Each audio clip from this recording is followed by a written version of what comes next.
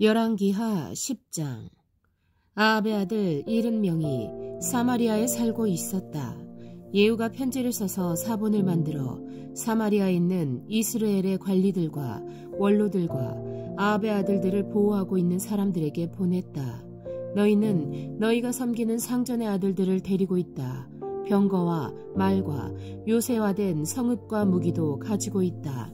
이제 이 편지가 너희에게 가거든. 너희는 너희 상전의 아들들 가운데서 가장 훌륭하고 적합한 인물을 찾아서 그의 아버지의 왕자에 앉히고 너희는 너희가 섬기는 상전의 가문을 편들어서 싸우도록 하여라. 이에 사마리아의 지도급 인사들은 두려워하며 말하였다. 저도 왕도 그를 당하지 못하였는데 우리가 무슨 수로 그와 맞설 수 있겠소. 그리하여 왕가를 지키는 사람들과 성읍을 다스리는 사람들과 장로들과 왕자들을 보호하는 사람들이 예후에게 다음과 같은 전가를 보냈다. 우리는 장군의 신하입니다. 장군께서 우리에게 말하는 것은 무엇이든지 모두 그대로 하겠습니다. 우리는 어떠한 왕도 세우지 않겠습니다. 장군께서 보시기에 좋은 대로 하십시오. 예후가 그들에게 다음과 같이 두 번째 편지를 써서 보냈다. 너희가 내 편이 되어 내 명령을 따르겠다면 너희 군주의 아들들의 목을 베어서 내일 이맘때까지 이스라엘에 있는 나에게로 가져오너라. 그때 왕자들 70명은 그들을 키워준 그 성읍의 지도자들과 함께 있었다. 편지가 성읍의 지도자들에게 전달되자 그들은 그 왕자들을 잡아서 70명을 모두 죽인 다음에 그들의 머리를 광주리에 담아서 이스라엘에 있는 예후에게 보냈다. 전령이 와서 예후에게 그들이 왕자들의 머리를 가져왔다고 알리니 예후가 말하였다. 그 머리들을 두 무더기로 나누어 아침까지 성읍 어귀에 두어라. 아침이 되었을 때 예후는 나가서 모든 백성에게 말하였다. 나는 내 옛 주인에게 역모를 꾀하여 그를 죽였습니다. 백성에게는 아무 잘못이 없습니다. 그러나 여기에 있는 이 모든 사람들은 누가 죽였습니까?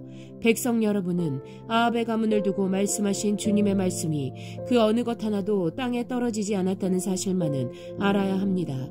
주님께서는 그의 종 엘리야를 시켜 하신 말씀을 모두 이루셨습니다. 그런 다음에 예후는 이스라엘에 남아있는 아합 가문에 속한 사람들을 모두 쳐 죽였다. 또 아합 가문의 관리들과 친지들과 제사장들을 하나도 남기지 않고 모두 죽였다. 그 다음에 예후가 이스라엘을 떠나 사마리아로 가는 길에 베데켓 하로임에 이르렀다. 예후는 거기에서 이미 살해된 유다의 아하시야 왕의 친족들을 만나 그들이 누구인지를 물었다. 그들이 대답하였다.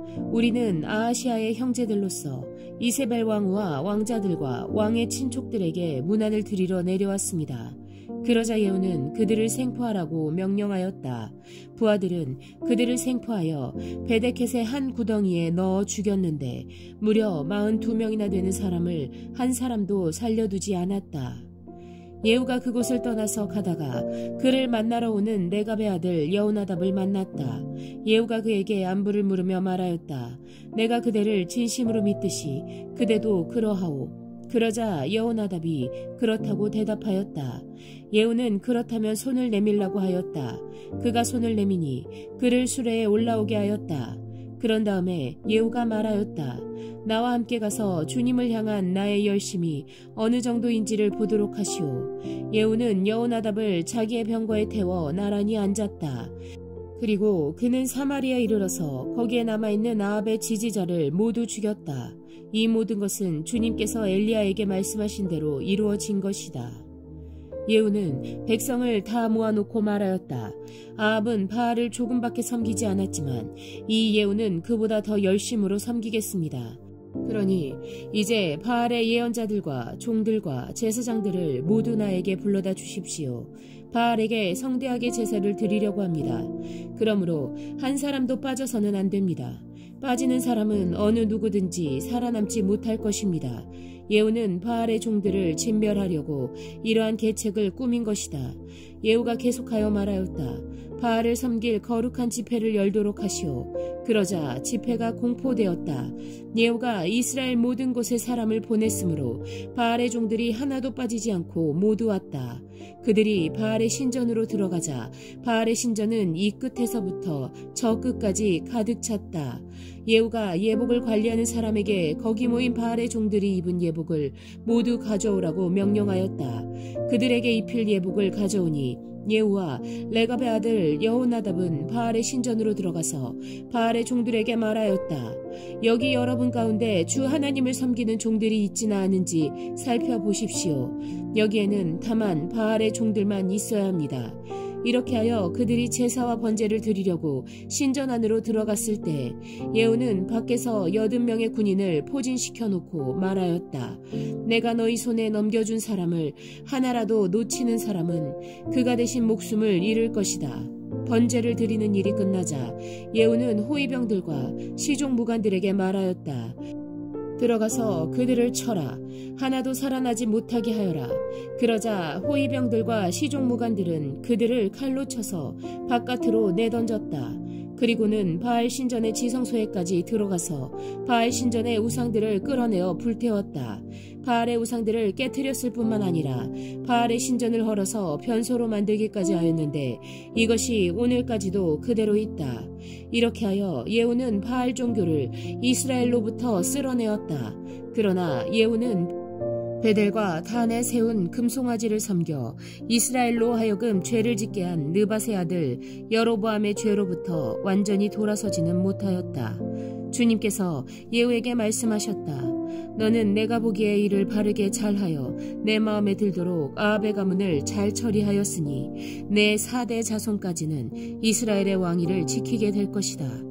그러나 예후는 주 이스라엘의 하나님의 율법을 지키는 일에 마음을 다 기울이지는 못하였고 이스라엘로 죄를 짓게 한 여로보암의 죄로부터 돌아서지는 못하였다.